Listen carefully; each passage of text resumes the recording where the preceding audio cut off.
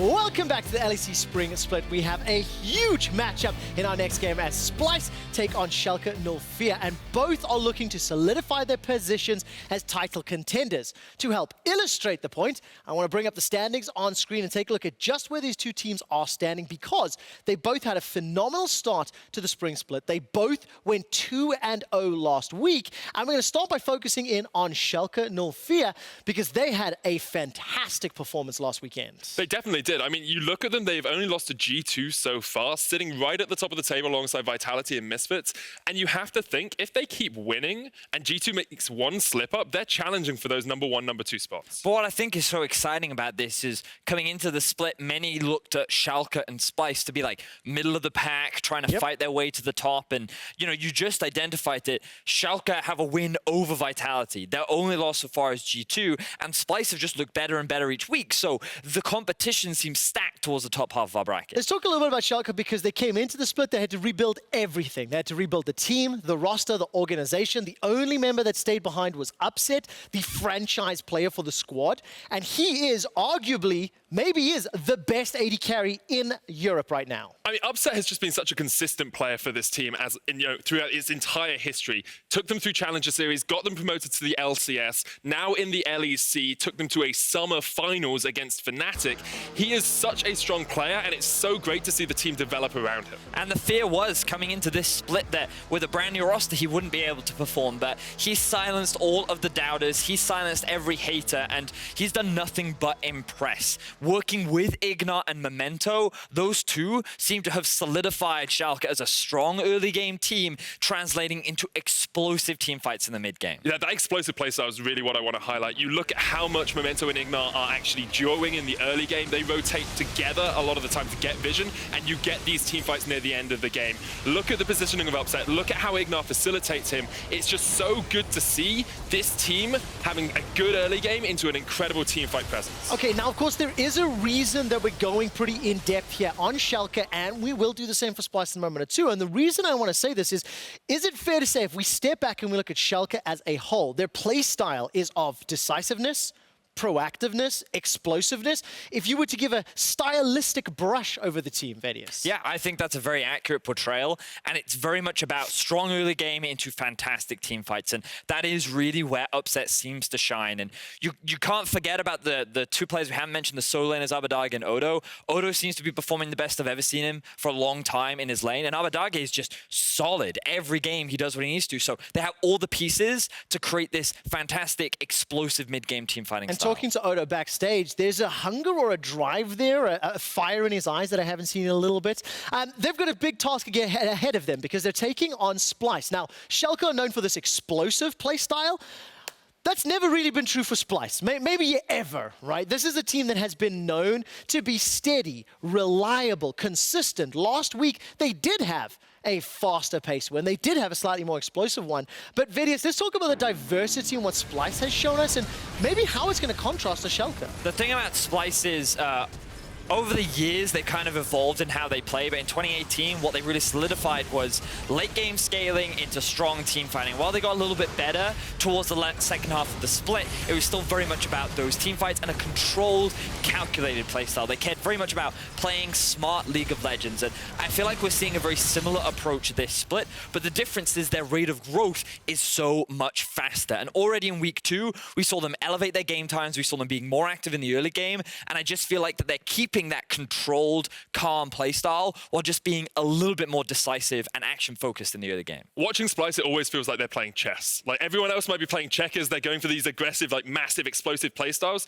Splyce always know exactly what their next move is, but then they know 3 more moves after that. I think what they've done by shoring up that early game is change themselves from a stepping stone for the great teams into a team that can contend at the top of the table. I love this because you do have this control on one side and this explosiveness on the other. And we'll need to see who's going to get an advantage. So that's going to be in the clash of styles as far as the teams are concerned. But if we focus a little bit more into the bot lanes, we're also going to see 2 of the best bot lanes in Europe as Mr. Splyce takes on Mr. Schalke. And it's going to be interesting because, of course, Kobbe and Upset, the 2 franchise players for the team, got the supporting staff next to them, but it's 2 of the bot lanes that are quite honestly in contest or in the discussion for best performing thus far. I've been really impressed with what I've seen from them, largely due to the introduction of their new supports. I think IgNar has really shored up the laning phase of Upset, and they've been kind of finding a lot more success, but Upset is evolving too. We saw a great interview earlier today from IgNar saying how he likes to roam a lot more around the map, whereas Upset is a lot more lane focused, so they're both evolving as players. I think that's contributing a lot to how they're getting better as a duo. Medic, I know you're a support main, all right? I know that you play the game significantly better than I do, so I'm going to put you on the spot. Touche. Which bot lane is going to come out superior today and why?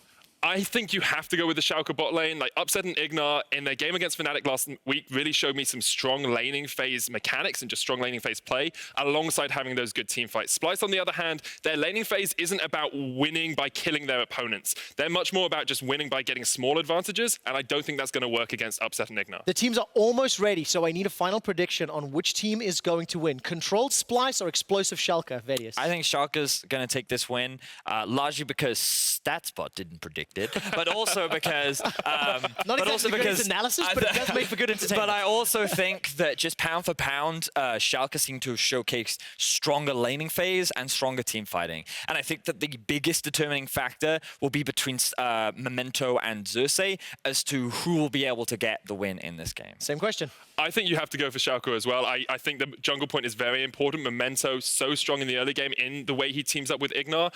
And I worry for Splyce, if they go for a scaling composition, they're going to get blown away in the early game. Well, the question is whether or not Splyce can handle Schalke's explosive power. If they can, that's how Splyce can take this game. My analysts think Schalke is going to take it, and Splyce and Schalke are those two new top-of-the-table teams. They're looking to make a statement win tonight. Let's see who pulls it off.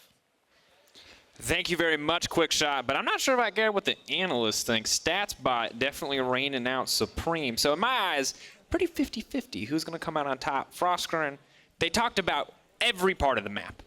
They've given us a breakdown of what to expect, how it's going to go. What are you most interested in? I'm most interested in the vision, actually, which is always going to be the boring answer. It was funny. I like the wards. Okay, I like the all right. wards. A bit of a mix-up. Okay. It was funny when we sat down for our stats breakout and we're like kind of going over the numbers, figuring out, you know, what cool stats can we talk about. I was like, check me the vision stats on this. I was like, how many people do they kill? You're like, I'm not interested. How many wards do they kill? And the surprise factor is that these two teams have some of the highest vision stats, 1 and 2 in our entire league. They are a very smart macro team, both of them. And I know we give Splyce kind of that moniker of being the chess team, as Medic just put it. But Schalke are no slouches. And part of why their team fighting is so good is because of their vision control. So I cannot wait. Hopefully this game goes longer than the first one to see some of the Baron setups and defenses from both these squads. I'm ready to find out. And it's good that you point that out, too, because I think the chess team always feels apt for Splyce, and we heard from Dukes that that's kind of what they're going for. They want to be the smart macro team. And it's something that all European teams, I think, used to shoot for in the past, maybe outside of the Unicorns of Love. Now it feels like it's a lot more split between the teams that want to play the perfect, clean, macro style and the teams that want to push to their individual mechanical limits. Teams like G2 where they say, you know, we're just going to try to out-click you, out-micro you, rather than out-macro you. And we're going to see what kind of team Schalke wants to be today, because they've shown us a little bit of both. They've out-macroed, they've definitely out-microed. It's going to be interesting to see which form shows up against Splyce. What I love is the bridge of Schalke's power, the fact that you have, you know, the IgNar Memento buddy system where these support and jungler really love to roam together and how they impact the map. And then it feels like, okay, it's team fight time. It's time for Odo and Abbedagge to take over. Odo's so good at finding these flanks. Abbedagge, a big Lissandra player, so good at initiating. And then it sets it up for this guy on your screen, Upset, where all he needs to do is just be that fantastic mechanical ADC. Probably the best team fighting ADC that I think I've ever seen. I watch a lot of ADCs in the LPL. I've always been so impressed with Upset's positioning and how he min-maxes his damages in those team fights. I like that you're coming in here with the best ever. I feel like we've done a good job of converting you to the EU welcome. You've seen the light. A lot of AD carries, and Upset is the real deal. I think watching him in team fights is probably one of the most entertaining things. And that's really scary for Splyce, because in the past, their big rock was the man in the bottom lane, was Kobbe. Was this guy that you could rely on in these late game fights. And now we get to see, are Splyce going to be that good late game team fighting team? Or are they just going to have to use better scaling champions to reign supreme? If they even want to play for that late game, will we see the early game Splyce? We are moments away from pick ban, though, and now we get to see what the priority is going to be. I feel like we have to see a Lissandra ban here. Abbedagge is just too good at it. What's strange, too, is there's so much priority given to Abbedagge early on into the draft, and I'm really curious if that means that they're hiding his champion pool or that he has a limited champion pool. I'm emphasizing more on the idea that they're hiding it simply because I've heard great things about Abbedagge and Humanoid. People seem to be really behind how explosive and hyped these guys are coming in as rookie mid laners, so he doesn't get the Lissandra this time around. It's time to show something else. Cannot wait to find out. Keep you guys updated. We have had the Lissandra, Akali, and now also a Lucian banned on the side of SK. Opposite side, it is going to be the Cassio and the Karthus. And I'm ready to see what the first pick is going to be. Urgot will be the final ban as we take you through the pick and ban phase. I'll keep you guys verbally updated. It's your job. Yeah. So this is great because you guys are at home and I could be like, they picked no, Graphic, you're going to ruin this for me because I could just say that they picked Teemo. They picked Aatrox. No surprise. Surprise, surprise. And giving it to Humanoid is cool because this guy has been such a force to be reckoned with when he is on this Aatrox pick, and I feel like that ultimate just unleashes him to play even more aggressive. And for me, Humanoid is really the X factor for Splyce. You know, we don't know what the ceiling of this guy is. We hear that he's very confident, maybe even borderline onto the cockiness, so he's not afraid to step forward. We've seen him grab picks like the Aatrox before, have incredible games, and so he's the guy who I want Splyce to really put their resource into. We know that Kobbe is a very solid laner. Give it to Humanoid, let him be that next thing that takes them to the top of the contenders. I'm ready to see already upsets. Ezreal locked in, though, so we've got two very strong individual picks for the respective players. What is the final pick going to be here in the first rotation from Schalke? Something that did manage to slip through the ban phase, I don't think it's going to be the pickup here, is IgNar's Thresh. His most played champion so far. I think it's been only banned away from him once, and I think he then turned towards the Morgana. Works very well with his roam style, and also a lot of that safety that him and Upset like to have in the lane phase. And now Ryze locked in, though, and this excites me because I think I want to see where exactly this is going to go. Odoamne's been playing a lot more of these carries in the top lane. Maybe we do see a Ryze go up there, but Abbedagge in the mid lane, I was excited to see how he would fill the shoes of Nukeduck, and being a great Lissandra player and a great Ryze player is an easy way to fill those shoes. And it also does very similar things as the Lissandra. You know, it's able to clear out the wave very safely, has so much roam potential with the ultimate, and then can be such a force in those late game team fights, especially how we play around Baron. So I hope that the Ryze goes into Abbedagge's hands because I think it fits right in his play style. And I actually love the sheer amount of comfort picks coming in. Now, the Ryze I want to see in Abbedagge, I haven't seen as much of, but the Braum coming in for Norskeren. Last year, we're like, easy win. Norskeren on Braum, going to be good. Xerxe on the Sejuani as well, a tank jungler, very much fits his style. And I want to see if Schalke follows suit and just continue to go for these more comfortable picks. The Olaf, though, I personally, I always have mixed feelings because this champion looks so good when it looks good, and when it doesn't do anything in the early game, it looks so useless. Well, when you see all of the CC coming out of simply two picks of Splyce, the Sejuani and the Braum, it's a really easy grab to look towards the Olaf because it doesn't mean anything more. That zone control that you have with those two picks, Memento doesn't care, and he also has so much pressure then on his lanes, particularly the bottom one. Again, in the LPL, anytime you see Olaf locked in, we're camping bot, boys. And that, honestly, if you want to camp for upsets Ezreal, I'd call that a good decision. The Vayne and the Kai'Sa now banned, so they do not want to get outscaled here. They do not want to deal with some of these excellent duelists. There's that Thresh. And the Thresh. I love how specifically targeted this draft phase feels. So often it just feels like generic meta power. And there is definitely some meta power in here, but it also just feels like every player is getting these comfort picks or the other team is denying them away so cleanly. The Jace taken off the board here was hovered earlier in the champion select. Odo, one of the big guys that pulled out the cannon, so not afraid to go for more of these range style champions, so I feel like the Jace is specifically targeted at him. What is the option going to be now on the side of Schalke? They've taken away the Thresh. Definitely an amazing pick in the hands of IgNar. We saw how well Upset and IgNar played together against Reckless in lane. I mean, the safe option is to grab your support here, so you can still hold that Ryze as a flex pick and confuse people, or you just double down and grab another flex. Gragas seems to do that just fine. Gragas, I think we might see go into the support role in the hands of IgNar. Can go in a lot of different places, though. Obviously, one of those champions, this kit is just so universally good in a wide variety of situations. Now, though, taking time here on the opposite side. What are Splyce going to opt to go for? And I'm just curious. That Ornn. would be... Is that an Ornn top? It would be an Ornn top. I almost got excited too. I was like, Ornn support! And I was like, well, but I don't think Braum is a flex pick yet. G2 was on stage, we might think so. So Ornn has had some changes. He's been showing up globally, mostly in the support position. His items and his passive are just a bit easier to use. They actually have more bang for their buck. Feels a lot nicer to have an Ornn there. Ooh, and the Varus rounding out the composition. Picking to win the lane, not picking to scale. Obviously can be an incredible team fighter if you can get that Rage Blade stacked up, but not a champion we see nearly as much of. Feels much more about just getting that push down early. But the thing is that with this composition that Splyce have assembled, this isn't a comp that's about high mobility and making those chess moves across the map, you know, beating your opponents to a lane and having a pressure advantage. This is a full team fight composition. You got the Ornn, you got the Sejuani ultimate, you have the Braum, you have the Varus. This is them trying to go toe-to-toe with Schalke and saying, okay, you're a great team fighting team. We've now drafted to match you there.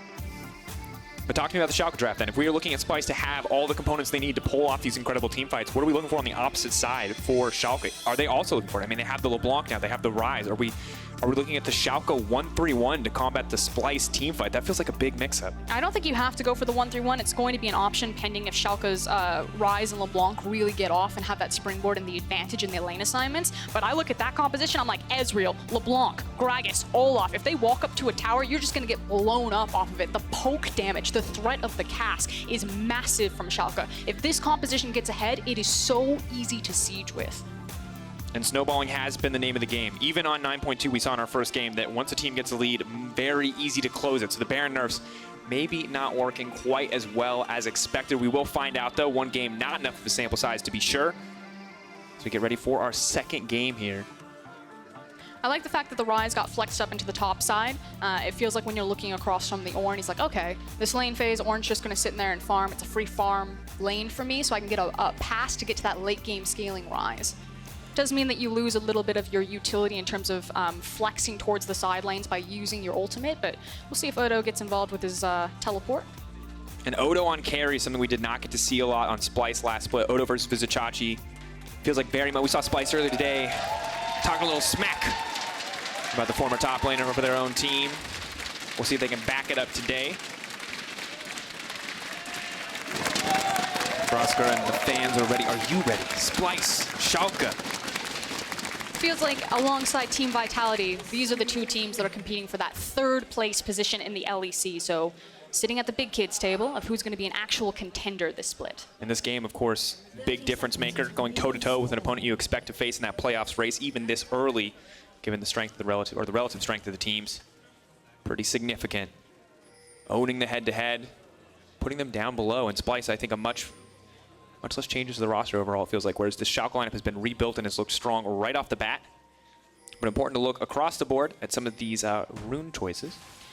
Yeah, just taking note that it's 2 spellbooks on the side of Splyce. Pretty standard, an option that Braum can also move into, and of course Ornn usually takes the spellbook, but we'll see how this impacts some of the teleport plays. So a play that Splyce really like to run from their playbook is that if the bot lane is ever going sideways, they'll be one of the first teams to pull the trigger and TP or make the play topside to force a tower and take Rift Herald control. When you have spellbook on Norskeren and then Kobbe with the Varus also with TP, watch for that option around the 11 to 15 minute mark from Splyce. And of course, no spellbook in the hands of IgNar and no TP in the hands of Upset, so not an option to follow on the side of Schalke. We're going to see how they combat that option if it comes to it. Memento will get the leashless start. Olaf, of course, incredible individual clear speed, whereas Sejuani will get a small leash here from the bottom lane, willing to give up a little bit on the level 1 and allow Schalke to push forward.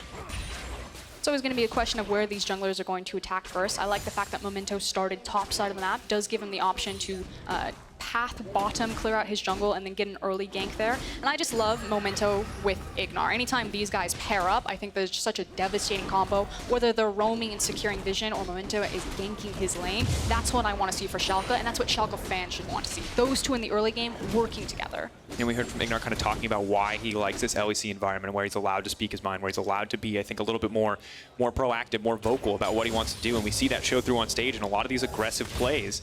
Level 2's coming from the bot lane. This is where we kind of expect to start to see Varus pushing back a little bit into this Ezreal. But Upset doing a good job of mitigating that so far. Yeah, and Norskeren versus IgNar, both huge playmaking supports on massive playmaking champions. Of course, I feel like the edge is given to Norskeren, that he has the Braum into both Gragas and Ezreal. Does have a little bit of outplay potential, or really dissuades Ezreal picks because of how his Unbreakable can interact a lot with that skill shots, either the ultimate as well as the Mystic shot. So a lot of responsibility on Norskeren because he can really take the wind out of Schalke's sails with this composition. Absolutely can, but now as we check in on the map, Frosco, we can see top side of the map, Xerxe ready and pretty well set up to gank top lane. Luckily, there's a bit of vision to stop it, but Memento has snuck his way into the bottom side here. Clears the top side. Remember what I said about Olaf. It's really easy for him to gank bottom because of the line that you can take in, and you just walk out with the axe. Chunk him once with the belly bop from Gragas, huge damage. Body slam flash, but they do not have the level advantage here. How many more creeps is the question before they get that level 3?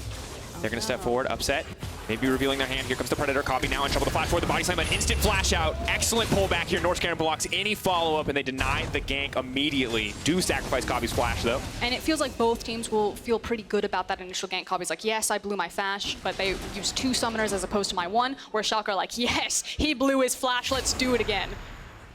Now we have to wait to see that repeat. Creative pathing coming in. Xerxe will get spotted out. Odo immediately knows it's time to go. He says, hey, long time no see. We used to play together. Good use of the zombie ward. And we've talked to so many top laners about this before, but being safe on red side top lane feels nearly impossible. And Odoamne not respecting the repeat gank. He's already blown his flash. It looks like he might just go down here in an instant 3 stacks forward. That's to stun up. The aftershock damage comes in. Odoamne goes down. First blood. He was too keen to give his old teammate a hug. That's what that looked like to me. Yeah, that's a feels bad moment. Maybe a little bit of mind games, I guess. He knew that he was there, but he saw the back, figured, he's gone by now. He's not still in that bush. Overgreeds, immediately punished. And I love the fact that Chachi just flashed. He's like, you burned your flash? Time to die. And Vizicsacsi is not a man who was ever scared, regardless of the matchup that he's picked into here. And we take one more look at it. So, does dodge the initial knock-up damage, the knock-up, the displacement from Ornn, but the fact that Xerxe was still around, bad luck. That's what I'll call it. Well, it's a bad decision, but bad luck. decision. You can call it bad luck. That's fine. It was unlucky. There is a world where Xerxe didn't opt to stay top, and in that world, Odoamne is not 0-1-0. Luckily, he still has a bit of a CS lead, does not able to get the Catalyst or the tier, though, on the first back, which is pretty big. Yeah, that's the big thing, and it's the fact that he had to use his TP on that back timer to make sure he didn't just lose everything in that lane as the wave was also pushing in, which makes that back much harder. So the tier, a little bit slower, delays the Ryze. We'll see if he can get over this hiccup, but it never feels good. Memento now moving. We'll get spotted on Vision, trying to cover for Odo. You have a pause coming out. We'll keep you guys updated on what exactly is happening. But an interesting early game for sure. Already seeing Xerxe with a successful gank.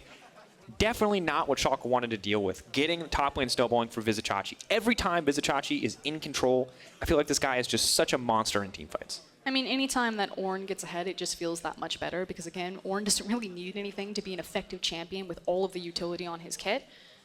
It is nice to see Splyce paying attention to that top side. I feel like Odo's really been ignored. Everyone's talking about, Abbedagge this, Memento that, IgNar and upset, it's all amazing, which that's the nice thing about this Schalke roster. But Odo has been so good in so many of these team fights. And so when he is ahead, it makes Schalke that much more impressive. And Ryze, of course, it's not the cannon, right? It's not this AP cannon. It's not this huge, big one-moment flank to turn the fight. It has that incredible scaling for the late game, but putting it behind early on just feels like it can be a death sentence for a lot of these early to mid-game skirmishes. And we did talk about how I felt that the Ryze will work really well in Abbedagge's hands because it fits with a lot of the tools that he's showcased on that Lissandra, but in Odo's hands, I still love it because Odo's still been such a master at flanking, and Ryze still gives your team so many opportunities to do that, and that's what I'm so impressed with Schalke. Like, watching them, I would love to listen to their comms because they look so clean and that they're all on the same page, and you wouldn't expect that with how new this roster is. No, you would not. As an update on the pause, we are now back into game. It was just an issue with stage lighting. Someone with a little bit too much light in their eyes. We adjusted it for Schalke, and we are now back in. That's why Odo did stay. He was blinded? He was blinded. Just didn't see him. Just didn't see him. That's my theory. That is not the information that came through. But as we look at this game, one thing that you told me to look out for was that if the Schalke composition gets ahead, they just run through this game. What happens if the Splyce composition gets ahead, Froskurinn? What happens then? They can run through, but they do it in very different ways, and it's forcing team fights as opposed to just being able to walk up to the towers. Because most of their champions are short range, save for the Varus, it's still difficult to siege unless you win a team fight on top of it. Good news is, it's something like an Infernal Drake, so if Splyce do feel confident once their team's ready to group up, they can be quite devastating around it. Oh, Memento's here, but it might be too little too late. There's the Ornn horn, blows it out, and now Odoamne's caught in no man's land. He might need to back off here, but Memento here as well throws down the challenging smite and looks for a little bit more damage. Well-timed counter gank to stop Odoamne from dying there.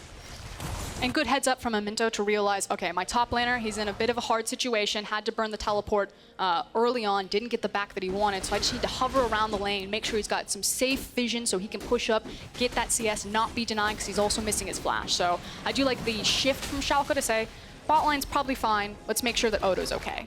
Well, it's definitely fine. Doing even and starting to pull ahead a little bit in CS. Sheen, obviously, much more ideal buy for this early wave pressure than a Vampiric Scepter. We'll see what first items look like as we come through, but feels like Xerxe and Vizicsacsi maybe overplayed their hand a little bit there. Giving up the flash from Xerxe could be huge as level 6s are going to start coming in shortly. 7 minutes. Last game, I believe it was 7:15. Froskurinn that we saw the level 6s on patch 9.2. We'll see if these guys are able to match pace. And I was curious how this would affect teams that are really reliant on their junglers. Again, if you're a team that's built around your jungler, like let's say SK, who really rely on self-made, your jungler not getting as much experience can slow down the team. Teams that are really reliant on their mid laners, let's say someone like Caps, will probably be just fine because the laners are still just in the power point that they were. And now, as we check, level 6s still haven't come in for Xerxe, but Memento has picked up his. Xerxe, it's been interesting. Splyce hasn't always relied on him. There's been a few games where he's been the defining moment on the team. But other times where it's been the macro plays and the double TP play option that Splyce have used to get ahead. Now that option not quite available as Norskeren does currently have the heal and ignite, courtesy of the spellbook. But maybe we see them shift for that if they manage to get any other leads. With that heal and the ignite, it just incentivizes Xerxe to pay attention to the bottom lane. He now has his ultimate backup and available for him. He could slip in behind this and then just try to force the play, knowing that they have the summoner advantage. Eyes on Kobbe to fire his ultimate out. There's a ward in the bush, though. They're going to see Xerxe coming in. They know they've been spotted out. They could look for the rinse and repeat, though. Waiting around worked really well for Xerxe last time. That's all I'm going to say. They also just want to make sure that if they are just shoving in this lane, that they find a good window to do it, where they don't just trade the Infernal Drake for free.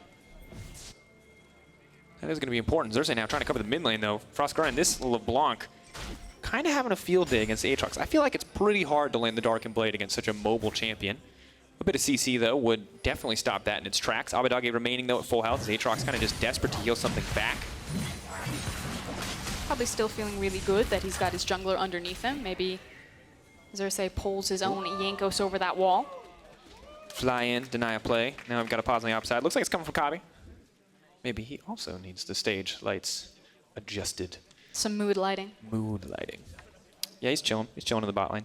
Item check-in, Froskurinn, as we're in a pause. So visualize with me, people. I don't have a graphic for you, but I can verbally describe it. We can draw one.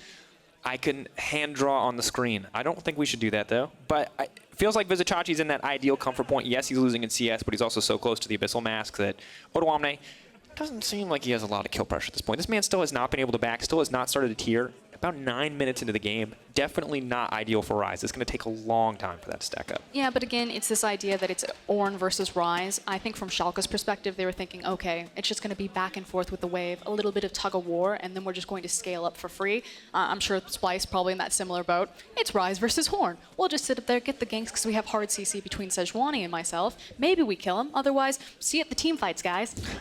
And I like the Ignite from Vizicsacsi.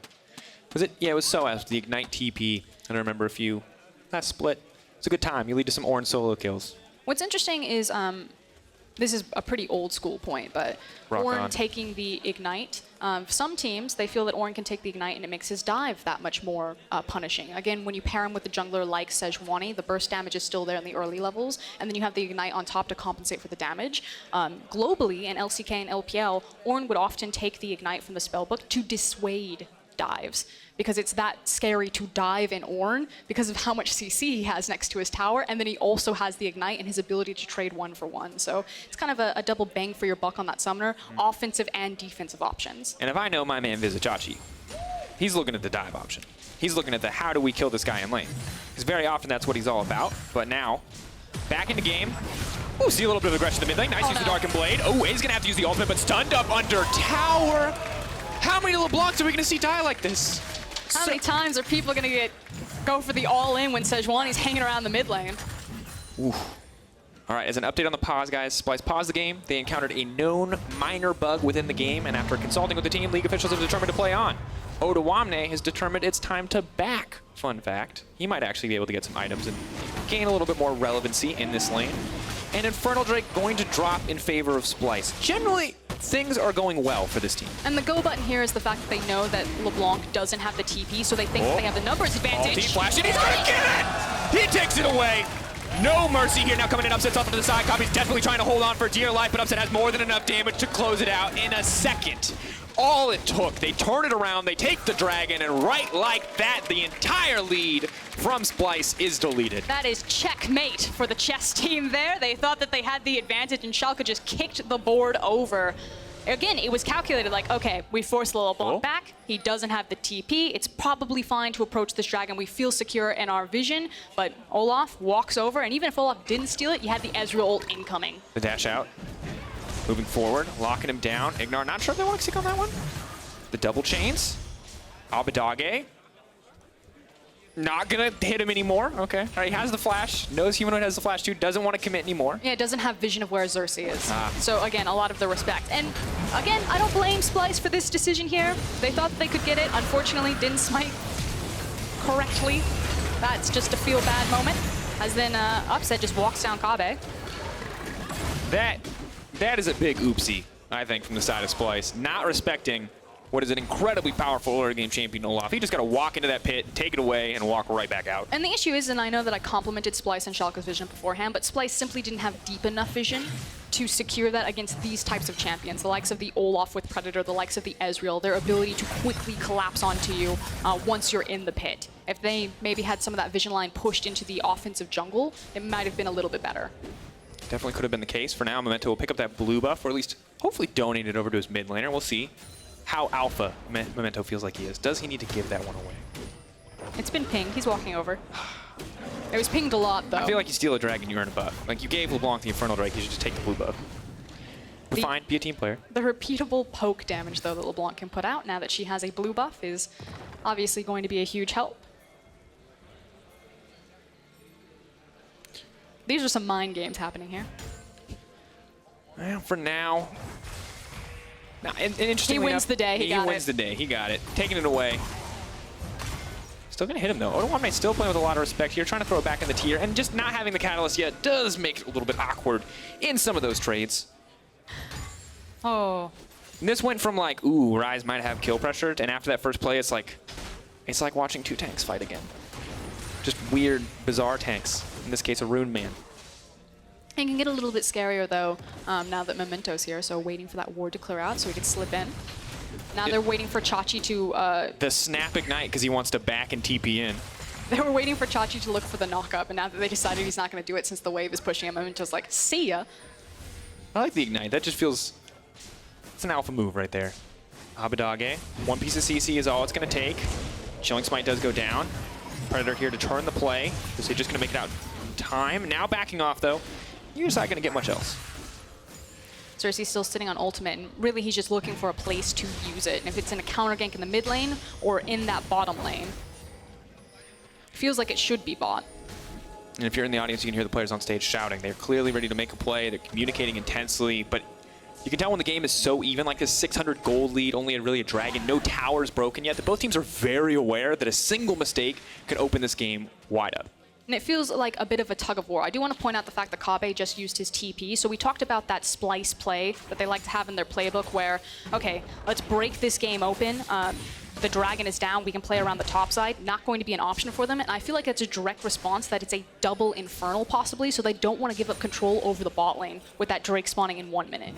And if Ezreal's going to go for the double tier build, double Infernal is terrifying, so you definitely have to respect that choice. Abbedagge, though, in the LeBlanc just continues to be obnoxious, completely unafraid, even with Xerxe there with ultimate available. So well played so far. Massive CS discrepancy, Froskurinn. 99 to 136 now. And it's not just the CS discrepancy, it's the fact that Abbedagge is absorbing so much pressure and attention from Xerxe. It feels like Sejuani's just been sitting around that lane, waiting for this LeBlanc to overstep, and that's, you know, more time taken away from Xerxe to impact these other lanes, whether that be top or bot. And I think when we look at it, this game is very slow, very close, and both teams appear to be playing very patient. If we compare that to the SK game, it was much more explosive early on with a sudden turn from G2, and this feels very different. Feels like two very controlled teams.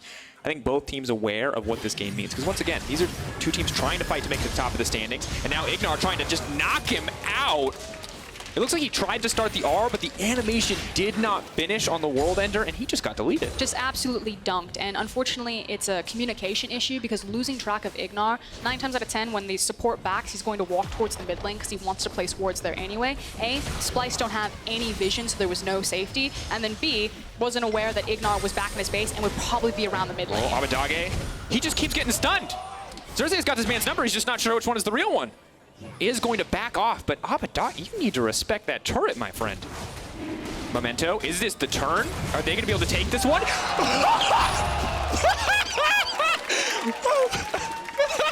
That's a yes. Payback! 1 for 1. I mean, you gotta respect it. Norskaren's out here on that Braum. Xerxe looks like he's going to die, and he is. And in an instant, Froskurinn, we talked about snowballing. You called for action. I called for action. And I thought I called for the snow. Can we get the snowball graphic? Because I called for this saying that this was a very close, even game. But we saw a couple kills, and immediately we're right there. Look at the gold difference. We are right on point for the snowball meta. The question is this game going to follow the same pattern as every other game, where we see this incredible early game lead built by one team, and they just absolutely bring it home? There have been very few teams that have been able to come back from a gold deficit. And it's funny, too, because, again, looking at the 9.2, you got the changes to Baron, you got the changes to towers, the changes to the jungle. It feels like Riot's doing everything in their power to slow down the game a little bit, and the pro player's like, nah, pedal to the metal, let's go. We don't care about you, balance team. And now, give me the slow-mo. Yes! Oh, he took smite! I'm blind! I'm blind, audience. I missed it. I know you at home are like, Drakos, it's not that impressive. He had the smite, but ooh! Oh, he told me he wouldn't dab anymore, but he's still out here disrespecting. Norskeren, man, what a hero to the Splyce fans right there. And that's embarrassing. Getting out-smoked by a support. Didn't get to use the TP play, but finds the Infernal Drake. Huge win. Huge win for the team. And as mentioned, still very good for their team. A lot of people who can put that to good use. The Aatrox and the Varus most notably, and denying it from Schalke. I want a triple smite Baron. Can't get it now, but I wanted it. It might happen. It might happen. Varus, once he gets that Rage Blade, does shred through a Baron pretty quick. Triple smite makes it that much easier. Abbedagge, though, he knows he's winning this lane. The tower is down once again. Schalke's still very much in control. The Infernal, sadly, functioning more like a consolation prize than anything else at this stage of the game. And now we get to see how they exert dominance over the jungle. You talked about vision being so important for this team, both of these teams, and Schalke with the lane pressure here just feels like they get to set up so much more. And the question is what if they attack next? And it should be the Rift Herald. You can see that the vision's already set up from Splyce around it, but at some point, Schalke are going to start moving up into that area, clearing it out, and playing for kind of that next tower, which starts with Rift Herald. Oh, and Rift Herald, you can see Olaf moving to the top side as predicted. For now, though, Splyce very aware of that, doing what they can to control the vision. Sadly, Control Ward is going to take a little bit away, as well as the Scuttle Crab fading. Meaning that they are all but blind if Memento wants to go for the solo. And I want to point out, everyone knows that Upset is a great Ezreal player, but why Ezreal is also so important for Schalke is because of how much IgNar roams around with Memento, as hold that thought. Ornn trying to turn this fight. He suddenly realizes there are 3 people in his lane, wants to get the kill back on Vizicsacsi. He's going to flash back into the tower, but just immediately deleted. Does not even get a chance to find the knockup. I was going to say it allows Upset to just sit in a lane by himself, but IgNar actually returned back to it. I thought before we were going into the replay that IgNar was going to roam up with Memento, and it was going to be a party on the top side. It was definitely a party on the top side. Not the party that Vizicsacsi wanted. And you feel like he had hopes to turn that moment around. Froskurinn, you told me in the draft, you said if the Schalke team gets ahead, they're just going to kill anyone who stands under a tower. So far, so good. And now I'm wondering what Splyce do to fire back. They're going to get a tower, but it's the 1-for-1 trade on the side of Schalke. The Splyce way would be to split up the map and start trading towers. It's not necessarily what their comp wants to do, but it's what Splyce love to do. Abbedagge, definitely feeling comfortable splitting people up. Leaping towards any champion, regardless of how much CC they have, fearlessly. Humanoid maybe hoping to get a solid trade in his favor. At least one little crit there. It feels like with all this attention to the side lanes, though, that we've missed the window for the Rift Herald, and I feel like that's actually better for Splyce, because they were afraid of Schalke getting that and then getting kind of too bang for your buck on it, because it's a siege composition or a comp that could have such strong siege potential with a Rift Herald. It's still not great, though, that it's around the Baron, but a little bit better. Small wins, small victories. And interesting, too, as we check in on the build, you see 2 people with sprees going through the 500 gold for Leblanc, the 450 gold for Olaf, and I like the Black Cleaver build coming from Memento. He knows he wants to threaten the backline, not seeing that redemption, not seeing the more supportive Olaf build, relying on those base damages. He's very ready to go deep on this character. And he's also against a Varus, so it makes sense that he wants to have those aggressive itemization choices, because Memento's job could just be, I rock into the backline and just delete this Varus. Definitely a terrifying prospect. You are the Varus. You have the Braum to protect all those range projectiles, but you are not going to stop a melee range Olaf. Luckily, Kobbe does have the 2-item spike, though. Big breakpoint for this champion. Should feel pretty comfortable. Sadly, he's now playing against the ticking time bomb that is double-tier Ezreal, which is slowly going to start to stack up. Kobbe has a really tough go at it with this composition. If this does come to a 5v5, just think about the backline threat that they have. The Ezreal with the through damage if Braum doesn't block the ultimate. The fact that Olaf can fly back there, the LeBlanc. Kobbe's got to be on perfect form if he wants to survive and actually maximize his damage output. We talked about it. Oh, hold down that thought. Odoamne is going to back out. Upset now starting to get more aggressive as Vizicsacsi is going to run for the hills. Throwing Qs left and right. Side of Splyce is going to retreat, but we talked about Mr. Splyce, Mr. Schalke. Upset versus Kobbe. Who's going to come out on top? Upset definitely the player looking like he's playing better at this stage of the game. But we'll see what Kobbe can do as we get into the late game. Always has been that rock for this Splyce lineup. So if anyone's going to play perfectly, it has to be Kobbe. Someone does need to answer to Abbedagge up here. I mean, I know that you like to talk about this, Drakos, the fact that mages can actually siege towers really effectively. It's so obnoxious. Why even take an AD carry, some might ask. And by some, I mean me. I ask that when a LeBlanc can kill a tower in 5 hits. But the Ocean Drake will go to Splyce in the meantime, so a Drake for a tower, maybe not the trade that they wanted, but the Ocean... Definitely not the trade that they want. That's a huge trade up for Schalke. If they had gotten it 12 minutes ago, it would have been good. But sadly, Ocean this late in the game, just not super relevant. And Froskurinn, 21 minutes in, it feels like I'm just once again waiting for that Baron, that all-important Baron. Schalke have the lead. They've got control over the individual lanes. Look at that vision on the top side. They can see everything.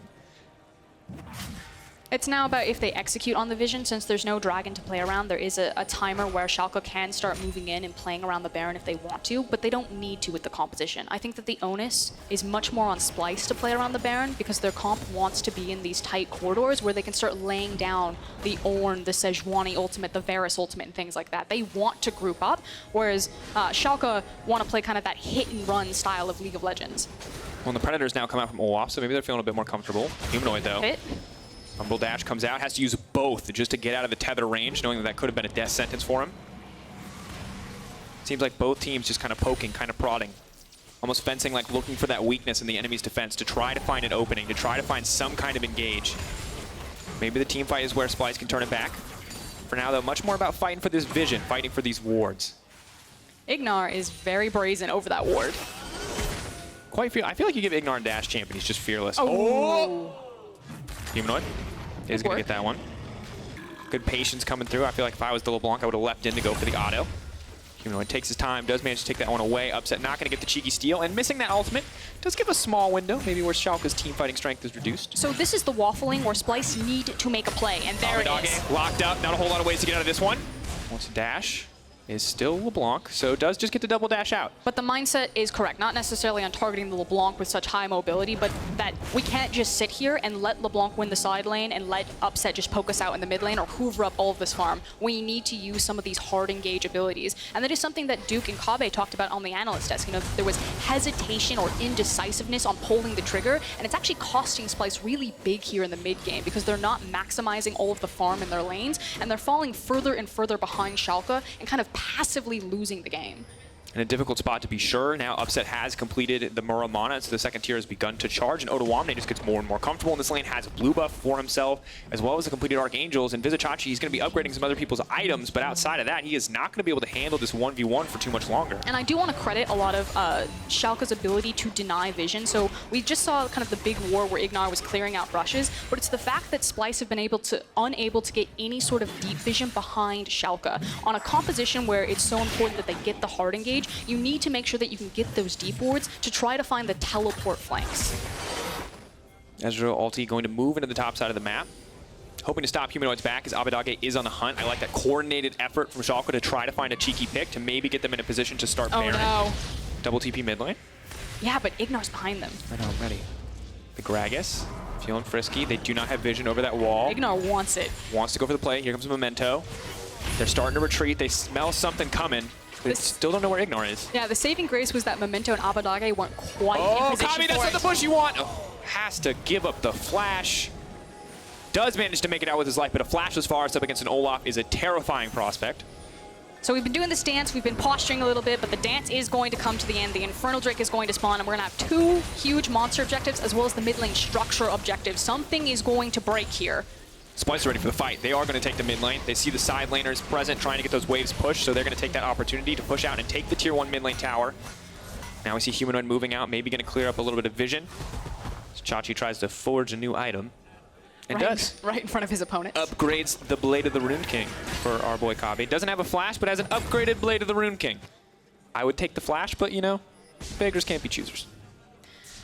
But just as an example of kind of all of the ways that Splyce have been outmaneuvered on the map, it's the CS differences between their solo lanes. Ryze and Leblanc now pretty sizable. And again, it's this idea that Splyce have been trying to attack Schalke. They've been looking for engagements, but it's been a lot of wasted time. And in that wasted time, what are they trading for it? And it is that passive gold of just all those creeps. Odo's just been sitting out in a side lane, completely by himself, just farming it back up. And he died in the early game. We have to remember, it felt like Vizicsacsi was going to be in a good spot, but Splyce weren't able to capitalize, weren't able to turn it into anything greater in the early game, and now it just feels like death by 1,000 cuts for Splyce, slowly but surely losing out on the gold, losing out on the scaling for some of these champions.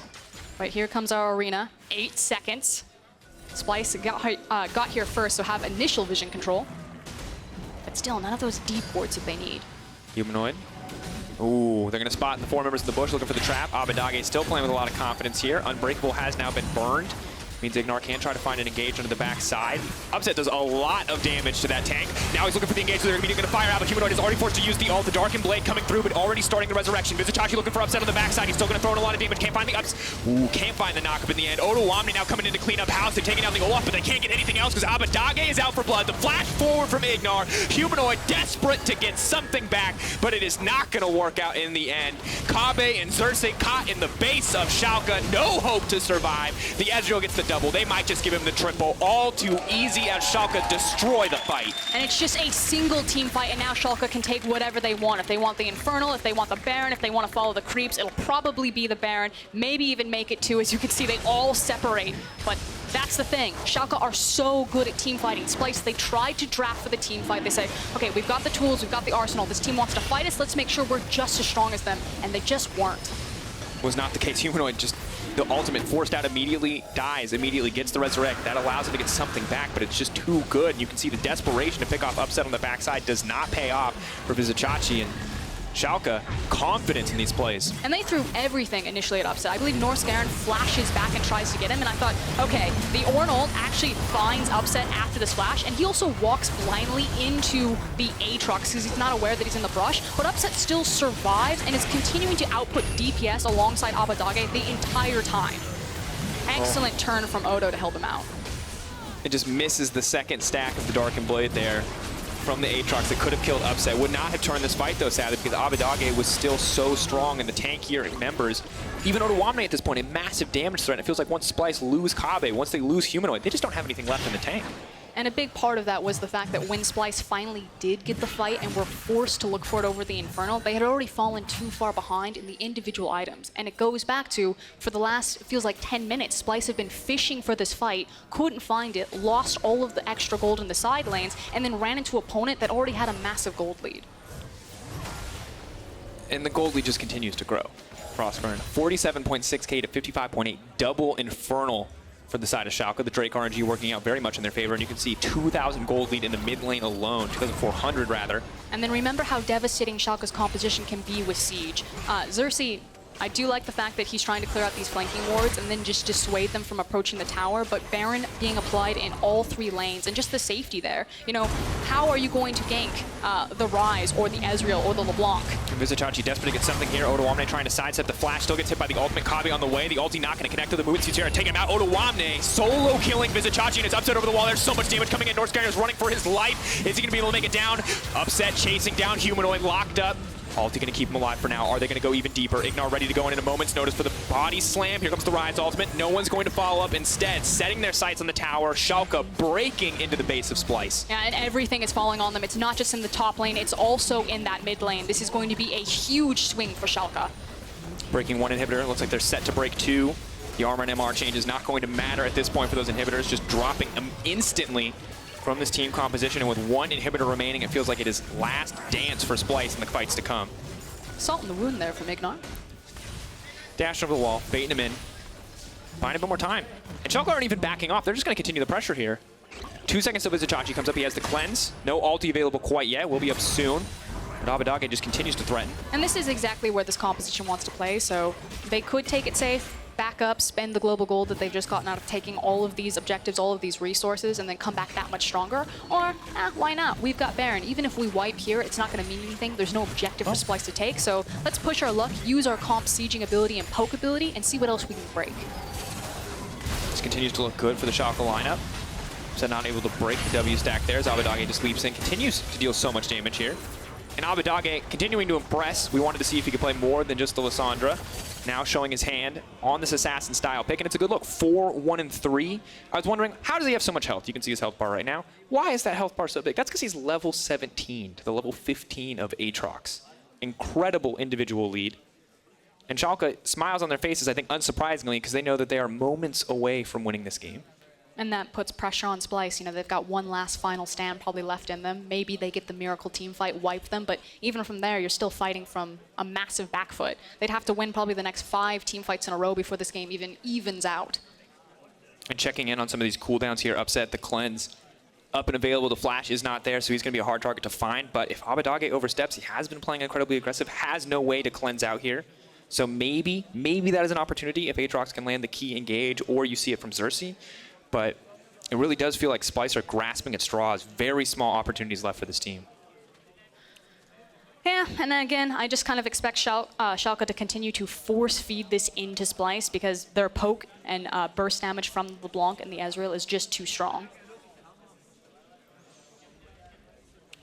All right, and as a pause reason, we have reports of lag from Abbedagge. We are investigating. In the meantime, we can take a look back at, one of the key fights on the top side of the map. But it really just feels like a testament to how strong Schalke are in this game right now as we look back at this one. I was going to say I had to quickly recall which one it was going to be. Odo's just very tanky right now. Obviously, Chachi thinks that he can kill him, but tries to walk him out. He can't. The gold lead's really speaking for itself, and then it allows enough time for the rest of Schalke to rotate over into the fight and then just start cleaning up on the back half. And to pick a fight there, if Splyce lost it, they were going to lose big. And it does feel like a bit of a communication breakdown there. Vizicsacsi going in, the team not quite in position. You see Humanoid with the desperation trying to land that Darkened Blade onto what is a full health Ryze. So does seem like it broke down there in the end. And now it's going to cost Splyce dearly as their base has been broken open, as we're looking at what it could just be 3 inhibitors taken down. We are going to be playing on. And the game is now resuming as we check back in. It's a slow siege. It's a game of protect the super minion. Should be noted that Ryze is escorting in the waves up into the top side of the base. So again, trying to split up Splyce so they can't use their all-in engage together. One more out on the tower from Upset. Doesn't want to push forward. They're just taking their time. Another tower dropping. Splyce are going to need to pull the trigger somewhere. They need to pick a target. They need to delete it as quickly as possible. Humanoid has said top. The rest of the team has said bottom, and it's a split call. The engage is going to find Upset, but he immediately cleanses out, and just in time. And the Essence Shift is going to go in. Abbedagge now trying to follow up, trying to re-engage. This is a slow, steady clear. They throw the Ezreal right into the Unbreakable, but the inhibitor is the goal in their sights. Slowly trying to chip it down, but now he's locked up. Upset is going to get taken down, and this is the chance to turn the fight. Splyce ready now to fire back. Humanoid has to be careful, though. Odoamne still a massive damage threat. The rest of Schalke unafraid. They are not worried about the Ezreal. They have the Ryze, they have the Leblanc, and they're going to continue to pressure forward. And it feels like they want to get this and get out. Odoamne knocked up. Has he overstayed his welcome? Abbedagge running low on mana. Odoamne now could be in trouble. Humanoid right into the back line now, trying to turn it. He's burning down. He's going to come out of the zone. Use a die immediately. Shut down is massive. Splyce turning it back. 3 inhibitors down, but they are going to be able to find the fight. IgNar taken out as well. Abbedagge running for his life, and Splyce managed to take it. I mean, it's the silver lining for Splyce. It means that they live to fight another day, but the nature of this play was always going to be high reward, low risk. And the reason why is that even if Splyce aced Schalke there, there's nothing for them to do. All of the minion waves are again going to crash into their base. They're now dealing with all of these super creeps. The Baron is spawning in 120, and Schalke are just going to say, you're still locked in your base. Yeah, you got a couple of kills, you got a couple of bounties, but we're just going to play around the Baron anyway. And that's kind of the last Hail Mary for Splyce. They need to make sure that they can hold off that buff in time for their inhibs to respawn. We look back at this, and they find Upset once, and again, and he finally is going to drop. Big thing there was the fact that Kobbe didn't use his ultimate in the initial engagement with the Ornn ult and the Sejuani ult. Feels like Schalke just didn't pay attention to the cooldown, lost track of the Varus ultimate, and then caught him off guard once the cleanse was down. And Odoamne trying to get cheeky with the Realm Warp. Does not work out for him in the end, and Splyce are able to clean up a few kills, grab a couple shutdowns in progress. But as we check back in on live in the picture-in-picture, you can see Baron the focus here. Teams already starting to set up Schalke, knowing that if they get this one, they can just pretty much walk it down the respective lanes. And Abbedagge, level 18, just a predator waiting in the jungle to leap out at anybody who stands in his way. So at this point, Schalke just need to hunker down in this area, clean out all of the vision, and then either just set a trap or turn and burn the Baron with double Infernal and all of the item advantages that they have. And this is a very different look. You look at the damage dealt over the course of the game. Frosk won, obviously very heavily in the favor of Schalke. No surprises, they are winning quite handily. But you look at how well it's split between the 3 damage threats on this team, and that's a different look. We're not relying on upset for that late game carry. You don't have the utility mid laner anymore. Just so many damage threats across each one of their respective carries. And it's just much easier for Schalke's composition to output this type of damage because of the nature of their champions. Again, you can just throw out Mystic Shots, start racking up that number, throw out the Leblanc distortions, rack up that number. And Ryze being in a side lane this entire game by himself. Fighting an Ornn.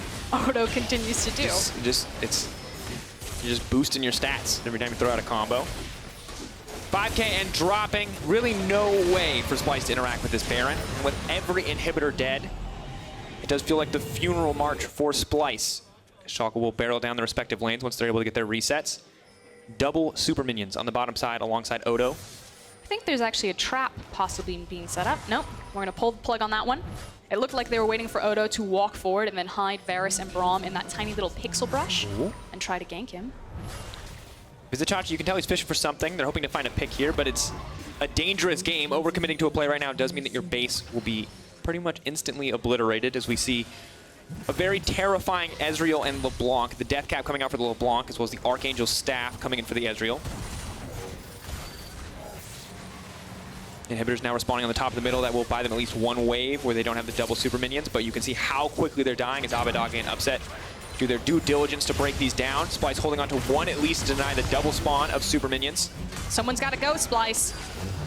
They're calling the shot on Odoamne. They are going to find the knockup. Where's the follow-up going to be? IgNar with a quick disengage. It's a slow, controlled finish for Schalke as they walk into the base. Splyce, once again, they've already burned a lot of engaged tools. IgNar's burned the cap in exchange. Humanoid trying to find something, but Abbedagge now pushing forward and leaping right back out. The Sejuani ult missed, and that might be all she wrote. Now moving in for Schalke as they push for a little bit more. Humanoid trying to land something, trying to get something. Eyes on Kobbe in that ultimate. Where can he find it? The flash is up for Upset. They're going to be nigh impossible to lock down this Ezreal and LeBlanc.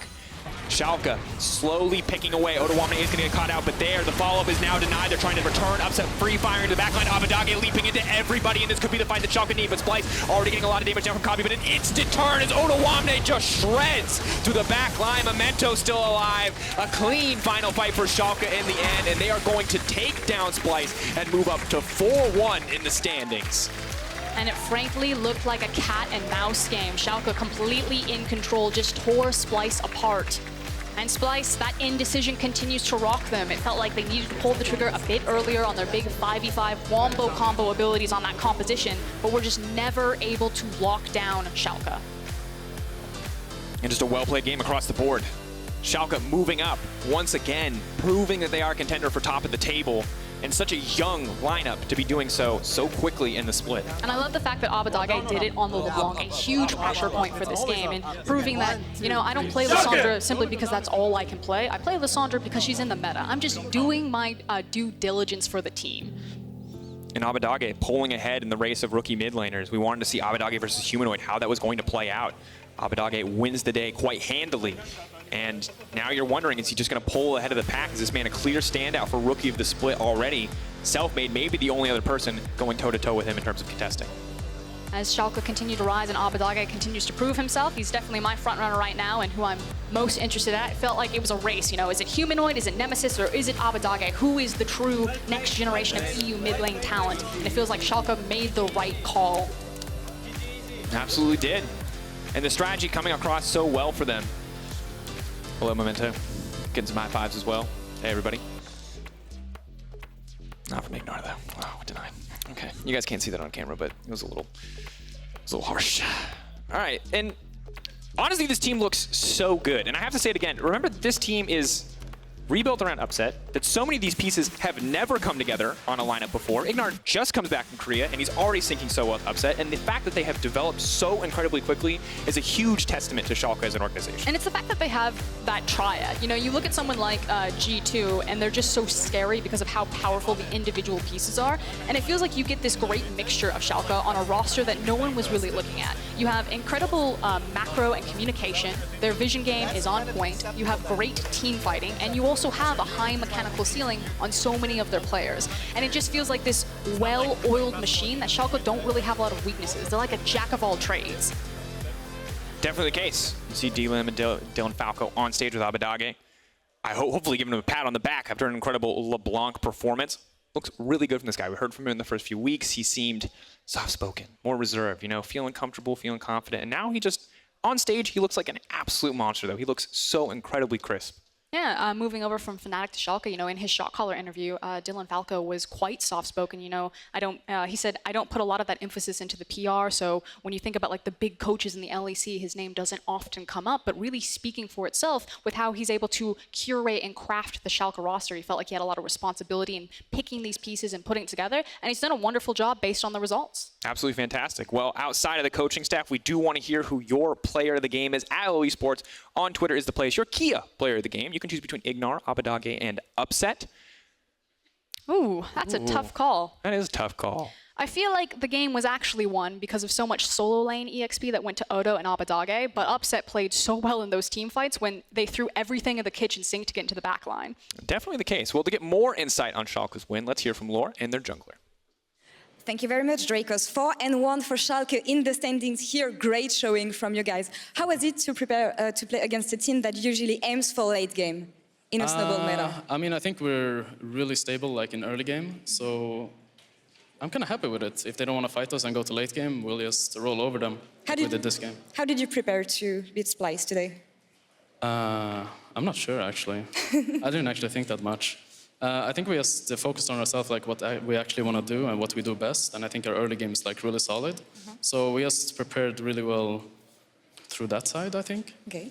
And they didn't really do that much early game except the gank on top lane. So I felt it wasn't. And then they also fought on Dragon, which was really greedy. So we just punished them. And I just feel like our team is just more calculated and playing really well with each other. And more carefully maybe, and great showing from your mid laner, especially. Yeah, Abbedagge is FLICKR. Yeah, and he's FLICKR. Yeah, he's really good. Well, I was going to say he looks to be one of the most promising mid laners so far, and one of the most promising rookies in the LEC. What do you think about him, except the fact that he's FLICKR, obviously? I mean, I think in the beginning, you know, as any rookie, he had a lot to learn. But I really like how his mentality. He's really easy to work with. He works really hard, and it's just really fun to work with him. So I definitely see him so much potential in him. As experienced player, how are you guys helping him? I mean, we're just mostly trying to help him where he should be on the map, like when he's playing mid lane, and just playing for vision and just teaching him the kind of things that you don't learn like from national leagues or like other. When you get to LCS, I think it's like a different level. So but he learned really fast. So I think he's just improved a lot. And we'll see way more from him. Now a bit more about you. You used to be a strong voice last year. Now I know we have IgNar in the team who's also helping a lot. What is your role within the team right now? I'm also just focused on the early game. I try to help with communication and just make sure everyone is on the same page. And then I just have a really great team, you know? Like I have really great carries, so I just sit back in my chair and I just watch them carry. Just relax. I just do what I can and I just try to help on every single aspect of the game. Well, thank you very much for joining me, and I look forward to see more from you guys. Yeah. Now we're going to send it back to the analyst desk with Trevor. Take it away. Thank you very much, Laure. Some fantastic questions, and I'm really happy to hear Memento with some fantastic answers as well. Some bold statements there, I might add. Let's dive straight into the game. This was one of the most exciting matches on the docket today. Vedius, take me through the draft and what both Splyce and Schalke were aiming to do with the respective team compositions. So I think that they had very clear goals for either side. Schalke going very much towards kind of what we expect, strong early game, strong kind of jungle support duo that can roam around the map, along with a very powerful mid game where they can look for explosive team fights. Whereas for Splyce, they've gone a little bit more towards the scaling side. It's very strong with terms of team fightings. Their 2-item spike is very good as well, but the longer the game goes on, the more success they'll find. And the key thing to note is that by going for things like the Aatrox and then getting counterpicked by the Leblanc, picking the Ornn and then going up against a Ryze, they had 2 losing matchups, which made it very difficult for them to actually turn a kind of snowball win. They needed to wait for the mid game, wait for the late game, so they just needed to keep Schalke at arm's length for as long as humanly possible. And that's always something that's been incredibly difficult to do. Like, we can see it in what's going to be our first replay coming up here as well. As soon as you try and put Schalke on the back foot, as soon as you force someone like Abbedagge back in lane on the LeBlanc, you actually get Schalke just taking the fight to you a lot of the time. And of course, you've got to give some credit to Splyce. They managed to pick up the first 2 early kills on that scaling comp. And this is the replay you were talking about there, Medic. As it looks like Splyce have started off the Dragon, and Memento comes in first for a cheeky steal, and then a great follow-up of the team fight. And you heard Memento say it in the interview, it was very much a greedy Dragon. The fact that all of Schalke had just gone back to base and were making this collapse happen, Splyce were not in a position to contest. The Ornn wasn't available to join. I believe his ultimate wasn't available either. Sejuani didn't have ulti, and Splyce were not in a position to go for this fight. And the reality is they didn't need to. Remember, their win condition is slow Schalke down. Wait to get to a point where you can then bet a team fight. But by giving those kills away, Schalke are now in a position where they have the lead and can scale better into that mid-game portion where they're so much stronger. And that's the reason Schalke have been so successful throughout the course of this split as well, is they take the advantage in the early game, but then they use that advantage in the mid-game as well. We saw them getting about a 4,000 gold lead and then forcing fights onto Splyce. There's actually a very good fight that they had in the mid lane that really accelerated the game for them. I got so nervous because this fight that we're going to bring on screen, I thought it was turning very badly, but then Abbedagge, the man of the hour, just stepping up in the second half of the fight. Vedius, take us through it. And we heard the casters talking about it. Splyce tried very hard to get on top of Upset. They really wanted to try and kill him as quickly as possible because he's one of the main damage dealers, but there was too much peel in front of him. Vizicsacsi wasn't involved in the fight, and while the CC was there, the damage wasn't. And this allowed Schalke to then get the re-engage. Their long chick damage, the amount of mobility that they have in their composition as well, allowed them to just kind of split Splyce apart and use their strong mid-game power to shut the team down. And the thing about this is, even if you do kill Upset at the start of the fight, you still have a 2-item Ryze and a 2-item LeBlanc that you have to deal with. Yes, maybe you can catch them out if you kill that Ezreal, but even if you jump all the way onto that line, use all of your abilities on him, the rest of the team's going to clean up that fight. And this is really what nailed the, put the final nail in the coffin, rather. Nailed the coffin shut. That's what you're trying to say. Exactly that. For Splyce, because the moment they lost this fight, it's now really easy for Schalke to snowball. They just converted into a Baron. They can then pressure all 3 waves because they have a really strong 1-3-1. And when we did see a couple of small mistakes from Upset, which made the game a little bit harder to close out, ultimately, once they had that mid-game lead, Schalke had a very good game. I mean, I don't want to take anything away from Schalke, but considering a few of those early kills and then some of the small missteps right at the end, pushing the final inhibitor down, it's not cause for concern. No. But it is just a few little things you want to brush up, especially if you look at Upset's reaction after the win. He was shaking his head a little bit, but look, Schalke clearly stepping up. They managed to pick up the win. They go to 4-1. And I can also announce that the key up player of the game was Abbedagge. He got 50% of the votes. And now we have a question. Schalke a contender for top 2, yes or no? Yes. Well, they are top 2, Trevor. Yeah. But look, I mean, a little bit more seriously, though, they just look very good. Memento pretty confident in his interview at the end, but the decision-making, the laning phase, IgNar can do whatever he wants, it feels like, and he seems to find success. I am excited at how much success he is finding roaming to support Schalke and pushing Schalke into the leads. I think the big defining game for me for Schalke now is their Misfits matchup. If they can play against Misfits who play predominantly through the bottom lane and still have the strength they have coming into the mid game, coming into the late game, that's when they'll really define themselves as a top 2 contender for me. Yeah, I think Schalke look very good, and I like that our top end is very competitive. I don't even think that this kind of counts Splyce out. Yeah, I just think that the way in which the comps played, like a single mistake, well, 2, the Dragon and then into the team fight is ultimately what lost the game for Splyce. But I think that they, in a best of 3 or best of 5, this could have been very competitive. So I still think we have a strong top end. I still think that there's a lot of the split left to go, but right now, Schalke is definitely in my top 3. It's very exciting to see, and I'm very hopeful for the later stage of the split once teams start to work out these little mistakes in their play. All right, let's turn our attention to the next game. Fnatic are 0-4 and in the last place here in the LEC. What is happening with our back-to-back 2018 champions, Fnatic? We will talk a little bit more as they face off against Rogue right after this. But now, back in the game. Ooh, see a little bit of aggression in the mid lane. Nice use the Darkened Blade. Oh, he's gonna have to use the ultimate, but stunned up under tower. So they think they have the numbers advantage. Ulti flash, and he's gonna get it! Memento, is this the turn? Are they gonna be able to take this one? Odoamne now coming in to clean up house. They're taking down the Olaf, but they can't get anything else because Abbedagge is out for blood. The flash forward from IgNar. Humanoid desperate to get something back. They're going on me. Yeah. I'm okay, I have flash. Just play with Ezreal, play with Hitting Ezreal. tower. Varus!